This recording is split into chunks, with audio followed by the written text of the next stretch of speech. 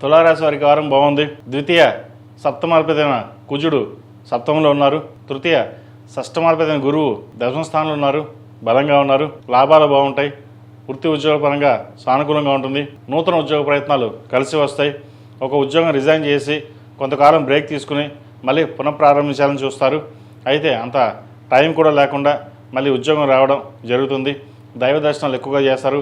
విహారయాత్రలు, విందు వినోద కార్యక్రమంలో చక్కగా పాల్గొంటారు. శుభకార్యాలు నిర్వర్తిస్తారు. సంతానం చాలా అనుకూలంగా ఉంది. సంతానం సంబంధించిన వివాహ సంబంధించిన విషయ వ్యవహారాలు సానుకూలపడుతుంది.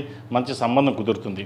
అదేవిధంగా రాశ్యాధిపతి అష్టమాధిపతి అయిన శుక్రుడు భాగ్యంలో ఉన్నారు. బుధుడితో కలిసి కొన్ని పనులు, అనుకోని సంఘటనలు బాగు జరగడం, మంచి అవకాశాలు కలిసి రావడం, ఏ పని చేసినా ఎక్కడికి వెళ్ళినా దిగ్విజయంగా మంచి కలుసుబాటుతనంగా ఉంటుంది. అదేవిధంగా ఒక నూతన వ్యాపారం ప్రారంభించాలి, ఎంతకాలం ఉద్యోగం చేస్తాం అనుకునే వాళ్ళకి చక్కగా వ్యాపారం ప్రారంభించవచ్చు. అయితే భాగస్వామ్య వ్యాపారం కాకుండా మీకు సొంతంగా ఏదైనా వ్యాపారం పెట్టుకోవచ్చు. ఫాస్ట్ ఫుడ్ సెంటర్ కావచ్చు, లేదంటే హోటల్ మేనేజ్మెంటు, కమ్యూనికేషన్ సంబంధించిన ఏదైనా సరే పబ్లిక్ రిలేషన్షిప్ ఉన్న ఏ వ్యాపారైనా మీరు ప్రారంభించవచ్చు. అదేవిధంగా ఒక స్థలాన్ని అమ్మేసి కొన్ని అప్పులు తీర్చాలని చూస్తారు. అది ఈ వారం నెరవేరుతుంది. అదేవిధంగా ఆరోగ్యపరంగా చిన్న చిన్న ఇబ్బందులు ఏవైతే ఉన్నాయో అవి సమస్యపోతాయి. ఈ రాశిలో జన్మించిన స్త్రీలకు వృత్తి ఉద్యోగాల పరంగా చాలా వరకు అనుకూలంగా ఉంటుంది. జీవిత భాగస్వామి సలహాలు, సూచనలు ఎంతో మేలు చేస్తుంది. మీరు ఎక్కడికి వెళ్ళినా సరే మీ ప్రయత్నం లోపం లేకుండా కష్టపడతారు. కష్టానికి ప్రతిఫలం లభిస్తుంది. సప్తమంలో కుజుడు బలంగా ఉన్నారు. చతుర్థ పంచమాధిపతి అయిన శని షష్టమంలో ఉన్నారు.